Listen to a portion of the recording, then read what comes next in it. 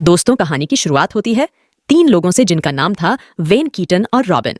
वो तीनों रात के अंधेरे में गाड़ी से कहीं जा रहे थे। वेन तो पीछे सो रहा था और कुछ देर बाद कीटन और रॉबिन ने अपने मास्क पहने और चुपके से घर में घुस गए। असल में वो यहाँ गॉडी नाम के एक लड़के को अगवा करने आए थे। जब वह अंदर गए तो उन्होंने देखा कि गॉडी अपने कमरे में सो रहा था। अब उन्होंने गॉडी को अगवा करने की कोशिश की, पर अचानक गॉडी ने भी उन पर पलटवार कर दिया। तब रॉबिन ने उसकी गहनों पर घुटने से हमला किया और कीटन ने उसे बेहोशी की दवा सुंघाकर बेहोश कर दिया। इसके बाद उन्होंने गॉडी को उठाकर गाड़ी के ट्रंक में फेंका और वहां से भाग निकले। फिर अगली सुबह उन तीनों ने गॉडी को ट्रंक से बाहर निकाला तो एक खुलासा होता है कि ये सब तो कॉलेज के पक्के दोस्त थे और अब वो सब मिलकर गॉडी की बैचलर पार्टी मनाने वाले थे। उन्होंने अपने शहर केंटकी जाकर अपने सभी मनपसंद बार में जाने का फैसला किया। इसके बाद वह आर्केडियो नाम के एक बार में घुसने पर तब उन्हें पता चला कि इस जगह को बार से बदलकर रेस्टोरेंट बना दिया गया है, जिसके बाद वह सभी थोड़े निराश हो गए। कीटन ने इसके लिए माफी मांगी क्योंकि उसने यहां आने से पहले कहीं पर भी चेक नहीं किया था। खैर, फिर वह सब वाइन पीने बैठ गए और गॉडी कुछ देर के लिए सड़क पर घूमकर अपने पुराने दिन याद करने लगा। चलते चलते वह एक छोटी एंटीक दुकान पर आ पहुंचा जहां वह पहले अक्सर जाया करता था। वहां उसे कैरोलिन नाम की एक लड़की दिखाई दी। लगभग 10 साल पहले तो गॉडी कैरोलाइन के प्यार में पूरी तरह पागल था। खैर, पहले तो गॉडी उसे पहचान तक नहीं पाया, पर जब कैरोलाइन ने उसे कुछ किस्से सुनाए तो गॉडी को सब कुछ याद आ गया। इसके बाद वो दोनों मिलकर अपने कॉलेज के दिनों को याद करने लगे। तब कैरोलाइन एक डिब्बे में से कुछ सामान निकाल कर लाई। यह सामान गॉडी का था जो उसने 10 साल से संभाल कर रखा था। उसमें एक वाइन की बोतल भी थी और कैरोलाइन ने कहा कि अब उन्हें यह मिलकर पीनी चाहिए। मगर गॉडी थोड़ा हिचकचाने लगा क्योंकि उसने दारू पीना पूरी तरह बंद कर दिया था। खैर, फिर बातों बातों में कैरोलाइन ने उसे बुलेट खजाने का किस्सा सुनाया। उसने बताया कि कई साल पहले सरकार सभी बार्स को बंद करवा रही थी और इससे पहले कि बुलेट परिवार के ठिकानों पर छापा लगता, उन्होंने अपनी सारी जिंदगी की कमाई पास के जंगल में कहीं दफन कर दी। गॉडी को लगा कि यह कोई अफवाह होगी, मगर कैरोलाइन ने बताया कि अब तक ना जाने कितने लोग उस खजाने को ढूंढने निकले और उनमें से कोई भी लौटकर वापस नहीं आया। यह सुनकर गॉडी को इस खजाने में थोड़ी दिलचस्पी हुई और उसने वापस जाकर अपने दोस्तों को इस खजाने के बारे में बताया। उसने कहा कि उन सबको मिलकर खजाना ढूंढना चाहिए जिससे जल्द ही वह मालामाल हो जाएंगे। मगर रॉबिन और कीटन को लगा कि यह सिर्फ कोई सुनी सुनाई बात होगी। लेकिन फिर गॉडी ने कहा कि दुनिया की हर कहानी के पीछे थोड़ा सच तो होता ही है। आखिरकार वह सब मान गए और खजाना ढूंढने के लिए राजी हो गए। फिर जब वह खाना खा रहे थे तो एक आदमी उनके टेबल पर आकर रॉबिन पर लाइन मारने लगा। तब गॉडी ने बीच में आकर उसे दूर हटने को कहा, लेकिन वह आदमी टस से मस न हुआ। फिर गॉडी ने टेबल से चाकू उठा लिया और उसका गला पकड़कर जान से मारने की धमकी देने लगा।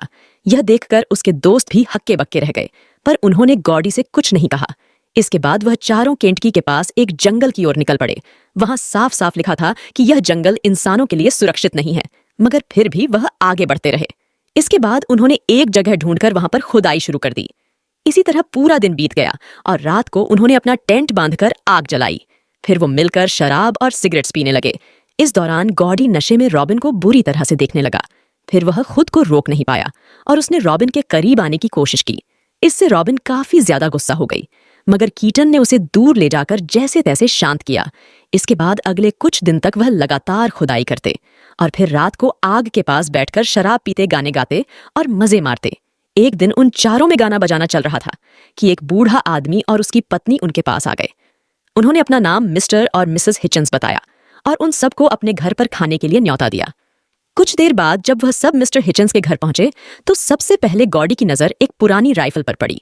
गॉडी उसे उठाकर उसकी जांच करने लगा और उसके बंदूक पकड़ने के तरीके को देखते ही मिस्टर हिचन्स ने अंदाजा लगाया कि शायद वो भी पहले फौज में रहा होगा।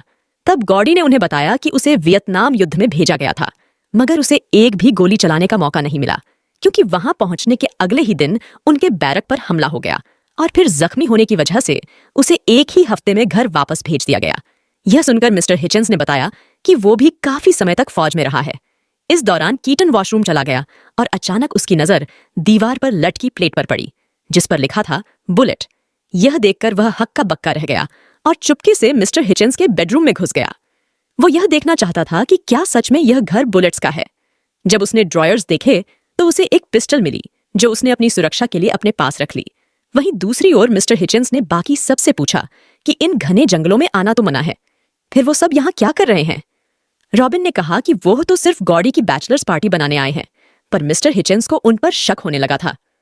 हिचिंस ने कहा कि तुम लोग इस घने जंगल में खजाने की तलाश करने वाले पहले आदमी नहीं हो। फिर उन्होंने सबको चेतावनी देते हुए कहा कि जो सामान यहाँ दफन है उसके दफन रहने में ही सबकी भलाई है। तभी कीटन भी वहां आकर बैठ गया, पर अचानक उसकी जेब से पिस्टल नीचे गिर गई। यह देखकर मिस्टर हिचिंस और उनकी पत्नी को यकीन हो गया कि इन लोगों के इरादे नेक नहीं हैं।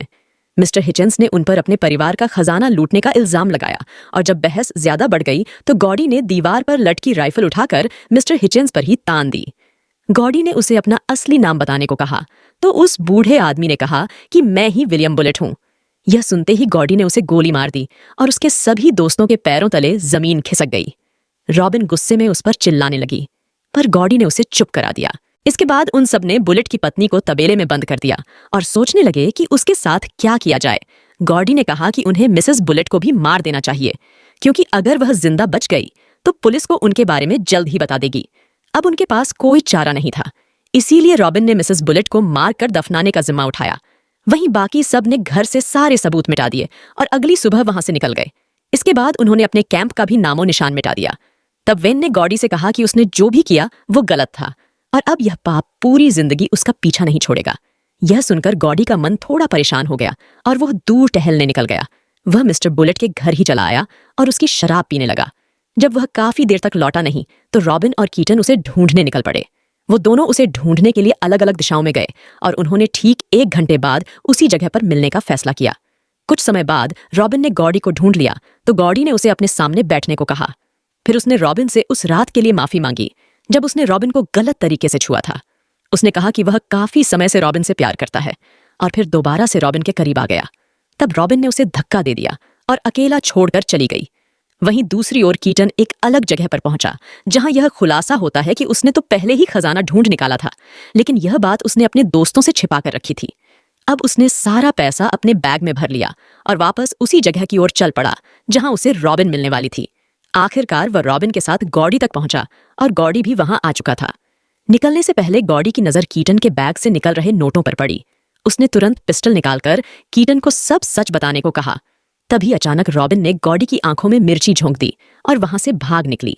गॉडी ने दर्द के बावजूद भी चारों ओर गोलियां चला दी, जिनमें से एक कीटन के पैर में जा लगी, मगर फिर भी कीटन जैसे तैसे अपनी जान बचाकर भागने लगा।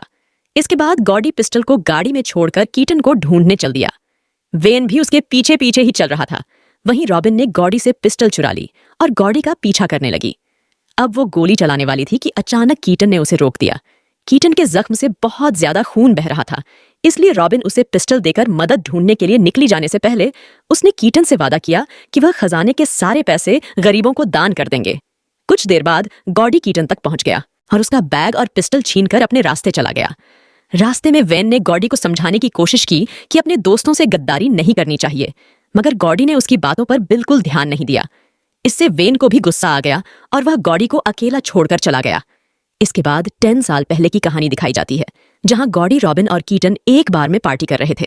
जल्द ही रॉबिन और कीटन तो नशे में धुत होकर सो गए, पर गॉडी ने जैसे तैसे खुद को जगाए रखा। इसके बाद जब वह गाड़ी चला रहा था तो अचानक उसकी आंख लग गई और उसने गलती से एक आदमी को कुचल दिया। झटके से गॉडी की आंख खुली और उसने बाहर आकर देखा कि यह आदमी वेन था, जो इस समय अपनी आखिरी सांसें ले रहा था। जल्द ही उसकी मौत हो गई और गॉडी बेहद डर गया कि पुलिस उसे पकड़कर जेल में डाल देगी। इसलिए उसने वेन को पास के जंगल में दफनाने का फैसला किया।